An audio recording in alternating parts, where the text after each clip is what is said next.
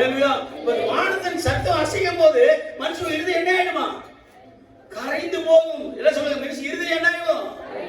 இருதயம் என்ன ஆகுங்க? கரைஞ்சு போகிற அளவுக்கு இயற்கை சீற்றமாகும். அதான் லூக்காவில் சொல்லப்பட்டது.